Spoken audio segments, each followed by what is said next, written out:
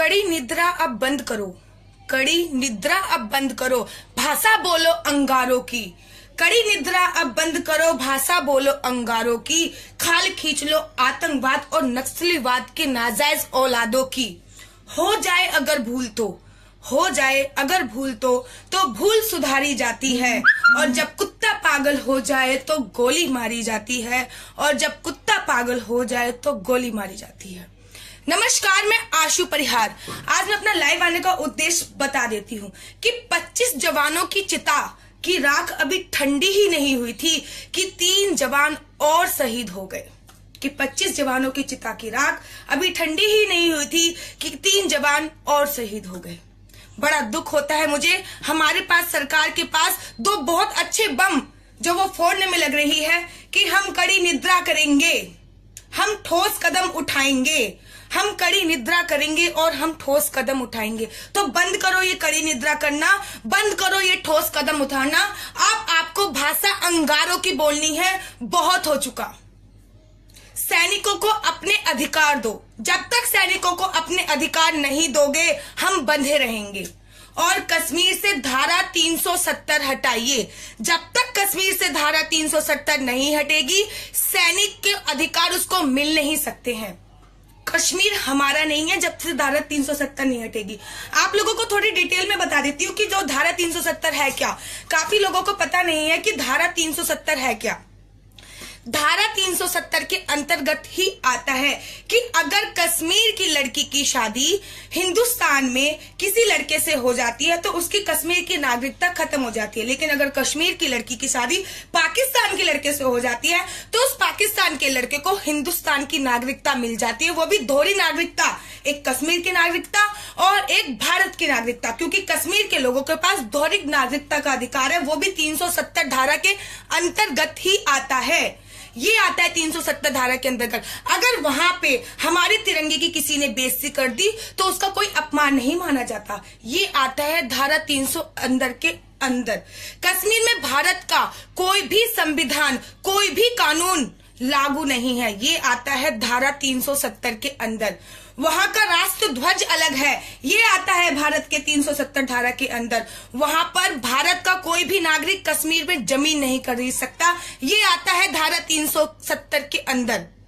बड़े शर्म की बात है कि कश्मीर हमसे, भारत से 2 गुना, भारत सबसे ज्यादा किसी भी राज्य में इतना पैसा खर्च नहीं करता जितना वो कश्मीर में खर्च करता है। कश्मीर में भारत हर राज्य से ज्यादा 2 राज्यों को पैसे कश्मीर में खर्च करता है और वहां से चवन्नी भी नहीं लेता है। और जबकि वहां के सारे नियम कानून सब अलग है।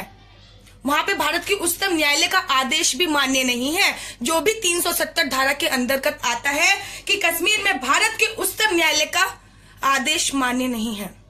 बड़े शर्म की बात है। कभी कभी सोच में पड़ जाती हूं मैं कि कश्मीर हमारा ही है कि किसी और का है कश्मीर।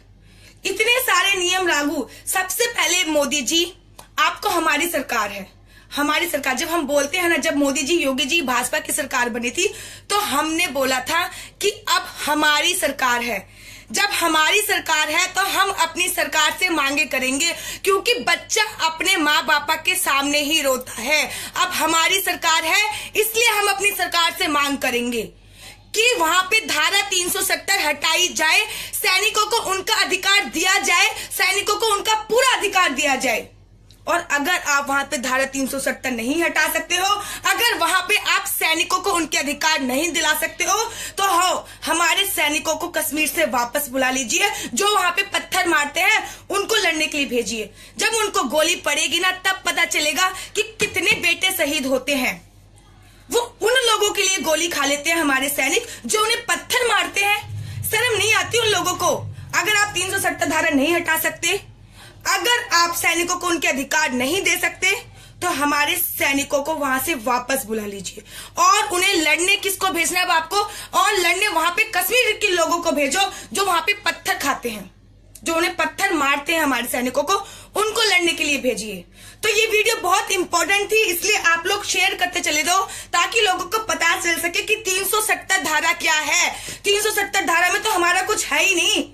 कि कश्मीर वो बेवफा औरत हो चला है जो खाता हमारा है, पीता हमारा है और नैन मटक के पाकिस्तान के इरादों पे करता है। मतलब 2-4 लोगों ने पाकिस्तान जिंदाबाद के नारे क्या लगा दिए, पाकिस्तान तो कश्मीर को अपनी जागीर ही समझ बैठा। बड़े शर्म की बात है ये। वहां से या तो धारा 370 हटाइए, सैनिकों को अपना सम्मान दीजिए, अगर नहीं दे सकते सैनिकों को उनका अधिकार तो वहां से अपने सैनिक वापस बुला लीजिए, मरने दीजिए कश्मीरियों को, उनके हालात पर उन्हें छोड़ दीजिए। वो वैसे भी जो पत्थर वाले काम करते हैं ना, वो यही डिजर्व करते हैं, यही डिजर्व करते हैं वो। कि अंत में 4 लानों के साथ समाप्ति चाहूंगी। आप ही मेरी वीडियो चारों तरफ फैला देना, चारों तरफ मेरा मैसेज पहुंचा देना कि 370 धारा है क्या, कि हमें कश्मीर की आजादी कैसे मिलेगी, कश्मीर हमारा अभिन्न अंग नहीं है। ये वहां पे उमर अब्दुल्ला भी बोल चुके हैं। जो पूरी उमर अब्दुल्ला की फैमिली है वो चाहता है कि भारत से कश्मीर अलग हो जाए और उमर अब्दुल्ला जी वहां के प्रधानमंत्री जी बन जाए। एक बार उमर अब्दुल्ला ने बोला था, मुझे बड़ा अभी भी याद है, एक बार उमर अब्दुल्ला ने बोला था कि वो तो हम भारत में हैं, इसलिए अभी तक मुख्यमंत्री बन के बैठे हैं, अगर हम पाकिस्तान में होते तो तुम प्रधानमंत्री बन के बैठे होते। बड़े शर्म की बात है। वो तो शुक्र करो तुम भारत में हो तो मुख्यमंत्री बन के बैठे थे, अगर तुम पाकिस्तान में होते ना तो अभी तक गोलियों से भुन चुके होते, तुम्हारा कोई अता पता नहीं होता। तो ये उमर अब्दुल्ला की जो पूरी फैमिली है, पूरा उमर अब्दुल्ला का जो पूरा खानदान है, वो शुरू से ही ये प्रयास करा जा रहा है कि कश्मीर भारत से अलग हो जाए और वो कश्मीर का प्रधानमंत्री राष्ट्रपति बन के बैठ जाए, एक कश्मीर पे एक शासन अपना लागू कर सके। तो ऐसा तो हम कभी होने नहीं देंगे, इसलिए वहां से 370 धारा हटनी बहुत जरूरी है। लास्ट में जाते जाते 2 शब्दों के साथ समाप्ति चाहूंगी, ज्यादा नहीं बोलना चाहूंगी, केवल 2 शब्दों के साथ मैं अपनी समाप्ति चाहूंगी कि बहुत हो चुका मोदी जी, बहुत हो चुका मोदी जी, ये मौन तुम्हारे खलते हैं, बहुत हो चुका मोदी जी, ये मौन तुम्हारे खलते हैं, रोज सैनिकों की शहादत पर जिगर हमारे जलते हैं। बहुत हो चुका मोदी जी, ये मौन तुम्हारे खलते हैं, रोज सैनिकों की शहादत पर ये जिगर हमारे जलते हैं। अब नक्सलवादियों और आतंकवादियों को थोड़ा सा तो झटका दो, अब नक्सलवादियों और आतंकवादियों को थोड़ा सा तो झटका दो, और जो आतंक की राह पर चढ़े उन्हें लाल किले पर लटका दो, जो आतंक की राह पर चले उसे लाल किले पर लटका दो। सैनिकों की शहादत पे नमन करती हूँ। इसी के साथ जय हिंद, जय श्री राम, जय श्री राम।